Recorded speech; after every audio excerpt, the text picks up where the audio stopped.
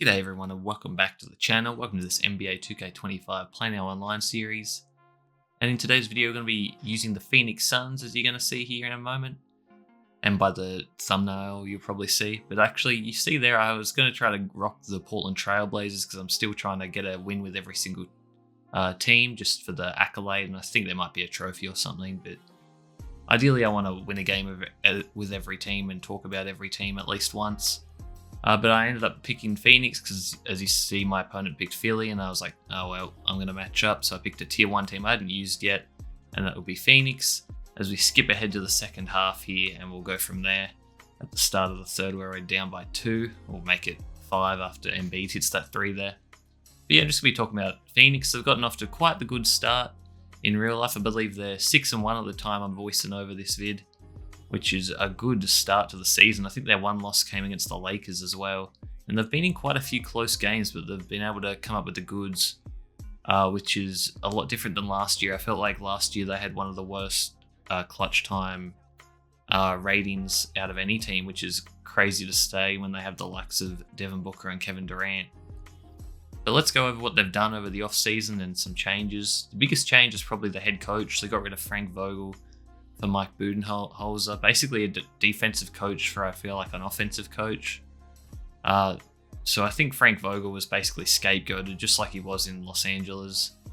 The players need to really step it up because I don't think Frank Vogel did a bad job at all.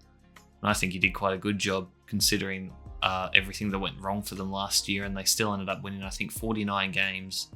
And I think they're over-under, according to the betting markets. I think it was only like 47.5 or something this year, which I thought was pretty low, and so I think a lot of people took the over, and at this stage it's looking good, but obviously that can all change with an injury here or there. The biggest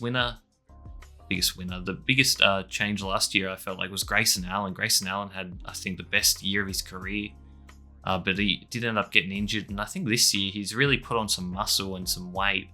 He's looking huge, and I'm not sure if that's a good or bad thing, to be honest, because I don't think he's playing as well as he was last year, but still very early on. Let's go through the roster. I think they made a good draft selection in Ryan Dunn, I think his name is. He even starts for them sometimes now that Beal's out injured, and he looks like he could be a very solid role player, basically playing the 3-and-D role where he plays on the best player for the opposition team most of the time and tries to lock them down.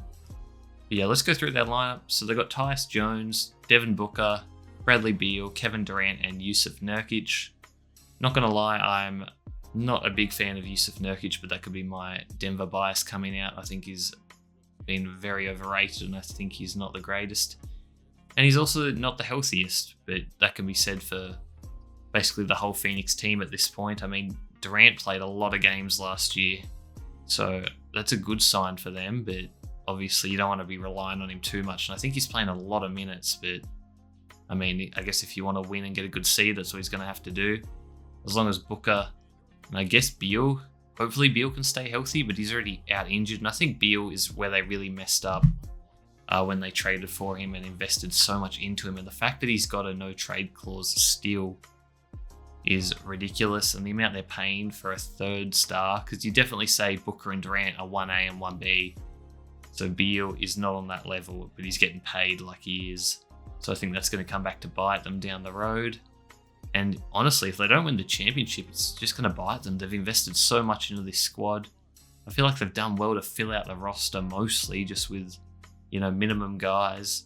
And the fact that they got Tyus Jones and Monte Morris as their point guards is a good upgrade compared to last year, but I feel like they've been backups for a reason. And although Tyus Jones has started really strong, I think once the playoffs come and in those crucial moments, he's just going to get targeted for his defense and his size, and they'll probably have to sub him out anyway. But anyway, Kevin Durant is an absolute monster on 2K. I feel like Phoenix are the team I've versed the most, and Durant is basically unstoppable, as I thought that was backcourt there by Booker, but anyway, play on, I guess. But yeah, I don't think Phoenix can win the title, but I could see them, getting... I think their ceiling is probably the conference finals. And then maybe a miracle they can get to the finals, but I don't see them winning the finals. I think Boston obviously is too strong. And I think in the West, OKC is going to be too strong for Phoenix as well. And I just can't trust them, especially with their playoff performances. I feel like they always get embarrassed on their home court, and I feel like they have no home court advantage. I mean, their fans have been through some stuff, especially recently, getting swept, and then Luka just dropping 100 on them in that Game 7 a couple years ago. But yeah, I don't really have any faith in them at this stage. But I do like where they're heading, and I think Budenholzer is a good coach, so he will not get scapegoated. Well, I don't think he'll get scapegoated. You never know. You know, something could happen mid-season and Durant could be asking out again. You never know. There has been rumours of him going to Houston, but I don't think that'll happen as he hits the 3 there. But yeah, those are my thoughts on Phoenix. I think their record, I'm going to predict... it's a tough one because obviously, like every team, it just relies on health. But I'm going to go with 53-29. I think they're going to be very good, especially in the regular season. Become playoff time, I am not so sure. Just with the point guard and center roles there, I'm just not confident in them, as well as Bradley Beal, although he does hit the 3 there for me. Nice green there, but I just don't think Beal is that great a player, and I think he's very overrated and overpaid.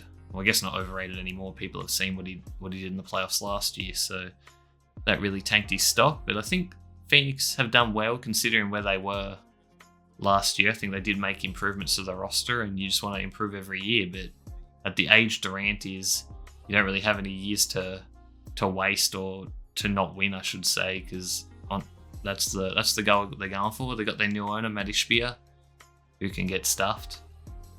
As a Denver Nuggets fan, he can. Don't dare touch my MVP Jokic, thanks, mate. But anyway, we're going to commentate over the rest of this game. Play now. Got 1 quarter remaining. Should get the win. As you see, this third quarter was a big dub for us, as he nearly hits a full court shot there. I think with Drummond that was, but we're up 7. Heading into the 4th now. And make sure to drop a like, comment, and subscribe if you enjoy so far, guys. It really helps me out, and let me know what teams you think I should rock with next, and let me know your predictions for the Phoenix Suns this upcoming season, because I think they're going to obviously go over their win total, and I think they're going to surprise some people with their high seed, but I just don't see them, I can't see them holding the Larry O'Brien trophy at the end of the day. I think that is out of range for them, but you never know. As we're going to start this 4th quarter with a 3, and we actually get the white to go. I am on that normal risk reward shooting. But going up against Philly, and speaking of Philly, I cannot believe Embiid is not playing yet.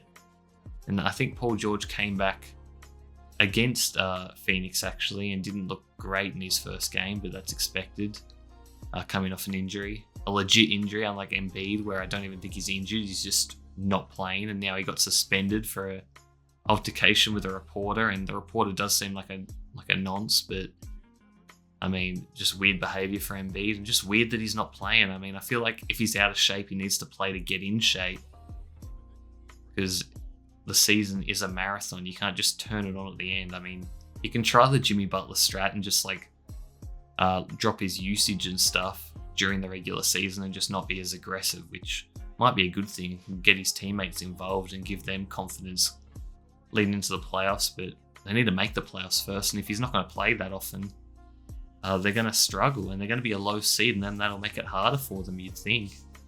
I mean, just look at last year. They went out in the first round, which was very disappointing for all the Philly fans. I mean, that was probably one of the best series to watch, Philly v New York, but at the same time, I'm just not a fan of watching Embiid try to foul bait and shoot 20 free throws a game. It's not fun. I wish the refs had stopped giving him the calls in that respect. I mean, he doesn't get it in FIBA, which was great to see. He did eventually adjust and play well later on, but early on he was an absolute nightmare, and Team USA was just better with him off the court, which is hilarious. But anyway, up by 12 now. This game's looking to be pretty much done and dusted. But yeah, I think Ryan Dunn is going to be a big addition, and he's only going to get better as he's so young.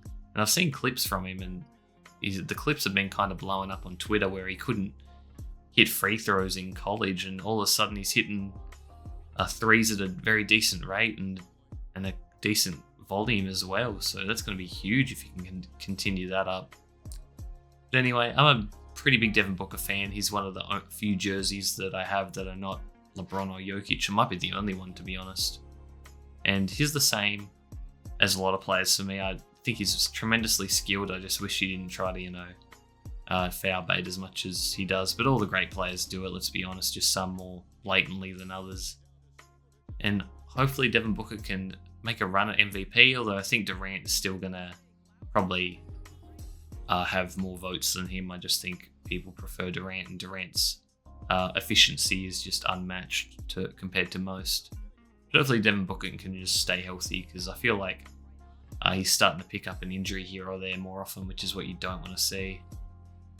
Because I should have shot that there with Durant, but I end up going up with Plumlee like an idiot. And then B gets the stop there, and it's actually not over. 9-point game, 2.5 to play, as he goes in for the layup here and he makes it. So it's still a 3-possession game, so if I take my time and just get a score here, it should just about put it out of reach if I play the time management game correctly. As we get a nice little midi there with Durant as I call for a screen. And he gets it to go, and my opponent is not happy with that as he calls a timeout. I think that was a manual timeout too, not an automatic computer one. But yeah, let me know what you guys want to see in the future. I am open to uploading something else, but I think I'm just going to continue uploading Play Now Online, and then just talk about random NBA topics and teams over the top of the gameplay. But yeah, let me know what you guys think. As we get the crossover there, Durant kicks it out to Beal, open for 3, but I cannot time it right. But Durant gets the board and kicks it back out. And let me know what you think of the 2K gameplay. I'm still not liking it.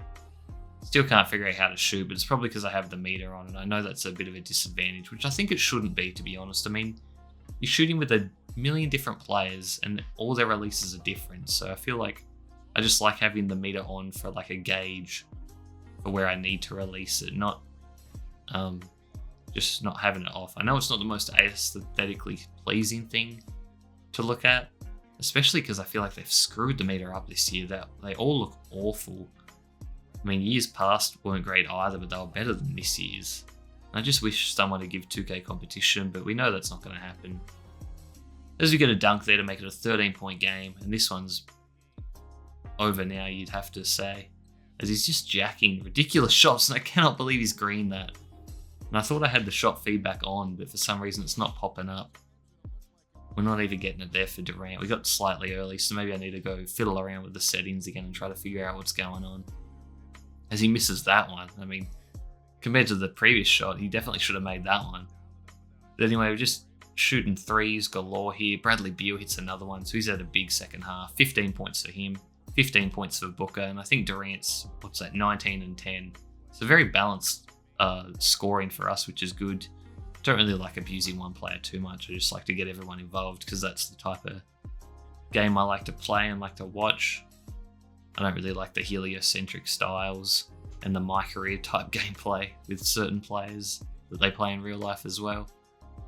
But to each their own. Some people enjoy it. I personally don't. As we go for a nice little step back there, but Durant misses it. Probably just because he's tired and I mistimed it a little bit. But Grayson Allen doing what he does there and kind of intentionally fouling there. As in real life, you just absolutely need the back of Yabasule's, is that how you pronounce it? Yabasule's head, which looked really, really bad. I'm not going to lie, but I guess you can give him the benefit of the doubt, but consider his reputation. I wouldn't blame you if you thought he did it with some malice in mind. But anyway, that's going to be all she wrote, guys. We ended up getting the win by 13 points. It was looking a little dicey there going into the half, being down, but as you can see, my player wasn't the best, and I just had to lock in a little bit and come away with a dub.